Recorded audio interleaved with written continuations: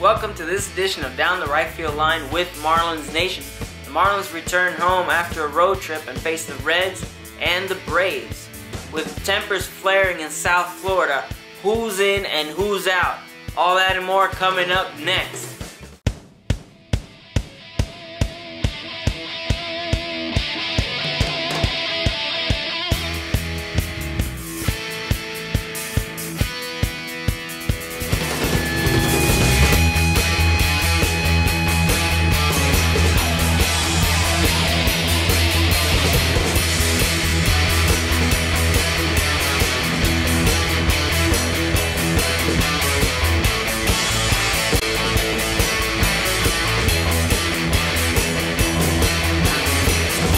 Welcome to Down the Right Field Line with Marlins Nation. On this edition, the Marlins return home after a road trip that took them from Washington to Philadelphia. Now they come home, face the Cincinnati Reds and the Atlanta Braves. Both are in playoff contention. And right off the bat, the series went well against the Reds. The Marlins won the first two games. The bats were alive. Pitching was outstanding. The third game, was no different. Nolasco pitched fairly well. The Marlins came back to tie it in the 9th, and then in extra innings, in the 11th inning, Marlins allowed a run, top of the 11th, courtesy of Carlos Zambrano, and then in the bottom of the 11th, John Buck came up, the last chance, 2 outs, runner on base, and he hits a high fly ball into dead center field, and you thought, oh, perhaps it has a chance, and wouldn't you know it, that ball does not get over the base of the long ball lagoon. Drew Stubbs leaps and grabs it, and the Marlins lose. And it's one thing that we've touched upon earlier this year on the dimensions of the ballpark. And, you know, I think we've always said this, Rob, what's good for the goose is good for the gander, in the sense that, you know, it may have robbed us of a home run, but it sure robs other players, opposing players, of home runs. And that's exactly what Ozzie said after the game. It's like, look, if the fences are brought in, we might not even have a chance in the game because they'd be hitting the ball out all over the place. So, Rob, you know, like I said, we've talked about this before, but I think this is actually one of those scenarios that it actually comes true where it cost the Marlins the game. And I'll ask you again, do you think they'll move in the walls? I personally don't think that really anything can push us to that point. The Marlins, whether they're the Miami Marlins or the Florida Marlins, the only way we can win in this division is if we focus on the basics that got us 2 world championships. That's speed, that's defense, and that's pitching. You don't see outrageous offense anywhere in those 3. Bringing the fences in, sure, you can create more offense. Sure, you can create more home runs. But you're also going to lose a whole bunch. You're going to have pitchers with 4 ERAs, which we kind of do right now just because we're having a bad season. But the point is, you want to bring in elite pitchers and allow them to dominate in this ballpark.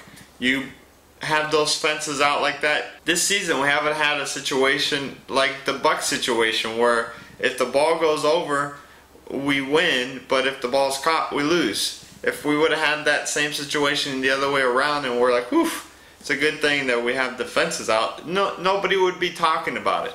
But because it was it hurt us, now everybody's talking, oh, they should bring the fences in just like the Mets did and all this stuff. The Mets ballpark the dimensions were horrendous. You had these high walls.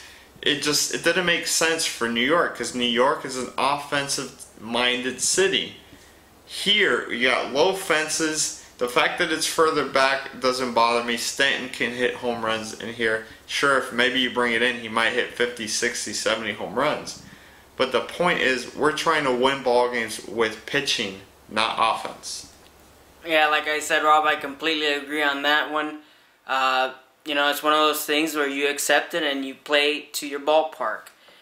And so, after taking 2 of 3 from the Reds, in come the Atlanta Braves and our old friend Fredi Gonzalez. I mention this for a reason because there was a little back and forth with Fredi Gonzalez and Jeffery Loria.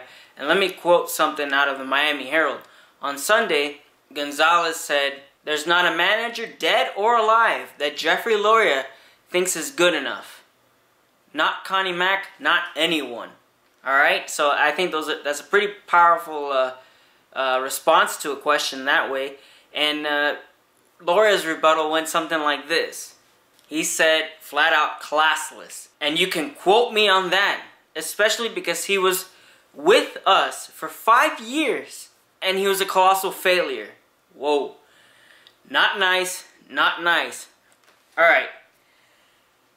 Just in this heat of the battle of words, whatever, and wow. I don't think both of them are right, and I don't think both of them are wrong in this situation. I think both of them spoke their mind, and I think that they both have valid points, to be honest with you. And, you know, one's defending himself, and the other one's defending himself as well. So it's one of those where I think both of them needed to express their opinions, and I think that's what I love about this country, is that you can say whatever you want. Well, Rob, tell me, I mean, I certainly don't have a problem with either comment. What do you think?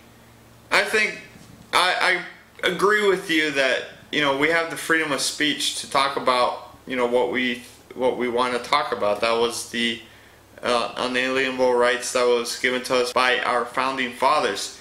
But the point in this back and forth is that neither person likes each other, and I think that it should be common decency not to take that to the press.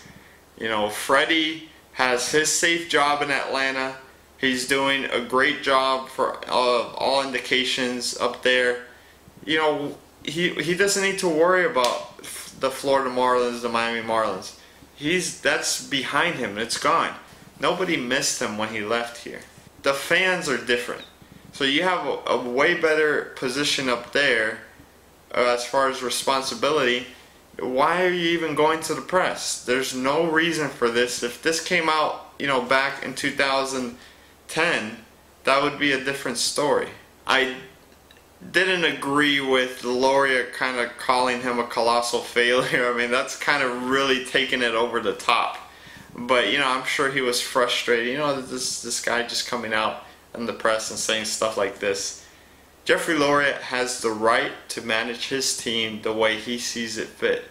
Nobody, you know, people had a problem with George Steinbrenner, but he brought championships. Think about what George Steinbrenner did to New York. He put him on the next level after the Yankees pretty much sucked in the 80s. You know, Jeffery Loria is trying to get this team to the next level. We've had more winning seasons with him. We've had a world championship. We've had a new stadium. You know, this guy, as much as people are going to hate this guy, he's putting winning ball clubs on the field. And, you know, he's trying his best to put a winning ball club. Now, I don't think that should mean that Ozzie loses his job. But, you know, this whole situation, I think, just got blown out of proportion. Both sides, I think, privately, not in the media, both sides should privately, you know, mend their differences and just move on. You know, Rob, that would be nice, but I don't see Gonzalez or Loria talking to each other anytime soon. And speaking of colossal failure, Heath Bell fires, I guess back or fires at the media on Ozzie. And in an interview on WQAM, he has some very kind words to say about Ozzie. And he pretty much says this, and I quote, "It's hard to respect a guy that doesn't tell you the truth or doesn't tell you face to face. There's probably reasons why." That's laughable. Now let me get to what Ozzie says. Ozzie says this, "The thing that shocked me is, if you say I'm not a good manager, or I don't know how to handle the bullpen, or I don't know how to treat players, I can buy that one. Okay, sure. But when you say that I'm not honest with players, and I never tell people in their face how I feel, you have to put a lot of doubt on that one." I think Bell should, and then he later said, you know, maybe I should just keep my mouth shut because anything that I say is not gonna... Exactly. Keep your mouth shut. You suck.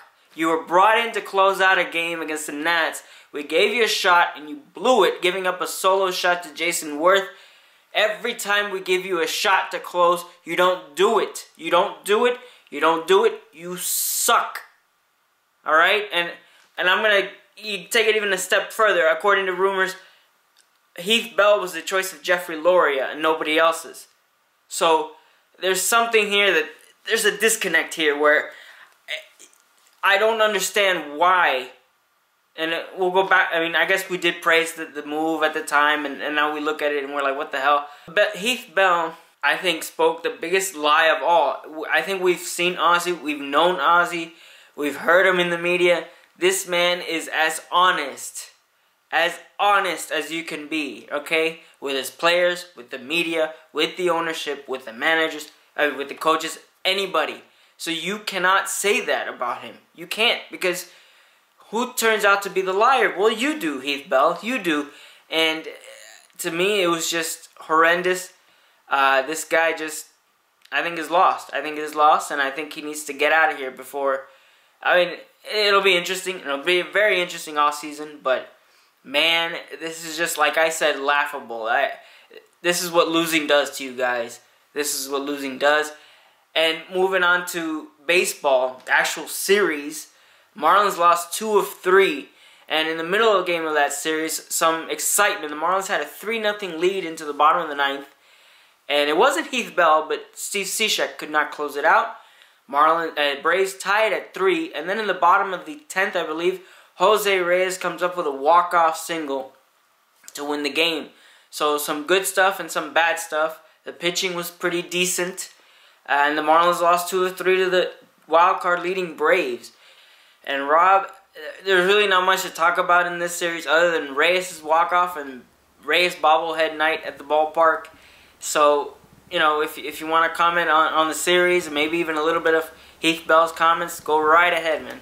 Well, you know, this series, you know, when we looked at the calendar in, you know, last year, even in April, we're like, this is going to be a huge series. This is what a chance that we're going to have at the end of the season with the Braves, Phillies, and all these teams to be able to work on whatever lead or deficit we have towards making the playoffs. Obviously, that's right out the window. The Braves are trying to make the playoffs, the Marlins aren't. The whole Heath Bell situation is just, like you said, it's one of the side effects of losing. You're going to have frustrated players. Just like the Fredi situation, I hope, especially in this situation, because we do have him signed. If we can't trade this guy, he's going to be on our team in 2013. We need to figure something out, kind of like the Leon Nunez thing. We got to figure something out about this guy because he is signed on this team. So hopefully, you know, they can take things in the back of the shed and just punch it out or something. I don't know. I guess Ozzie Guillen would lose that fight. But hopefully they can just figure something out and just move past this. You know, I agree with you, Ra. Heath Bell has had a terrible season. But by no stretch of the imagination does that make him a terrible closer. If he goes into the offseason and he works on some stuff, he might come next year and be the comeback player of the year. You never know. But we need to move on from this situation. Ozzie, I think, should keep his job with this team. He's our best chance of winning. There's nobody else out there. I guess you can bring Jack McKeon. He's about to be 90 years old. But he's our best chance of winning. He will put a good team on the field and keep the guys motivated, I believe, if we start winning. But the real story of the series at the end of the day, whether we like it or not, was Chipper Jones. Chipper Jones, his last time in this ballpark, last time in Miami. You know, Reyes gave him some fish and tackle stuff, I don't know. There's no words I can describe to tell you guys how happy I am that number 10 for the Braves will no longer be facing the fish. Just because this guy is the ultimate fish killer.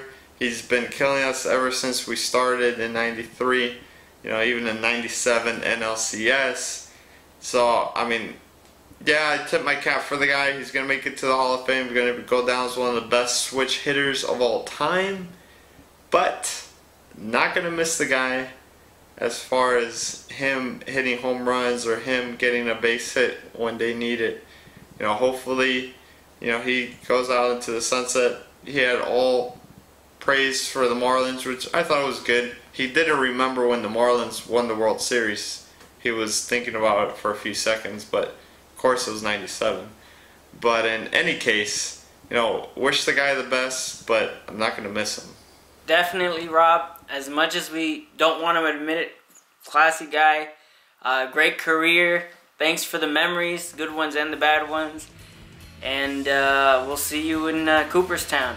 From all of us here at Down the Right Field Line, be sure to check us out next time as the Marlins head on the road, actually. They head to New York and to Atlanta to wrap up the road side of the schedule in 2012. So before we let you go, we'd like to leave you with our random video of the week, which we like to call The Major Freak Out. Later.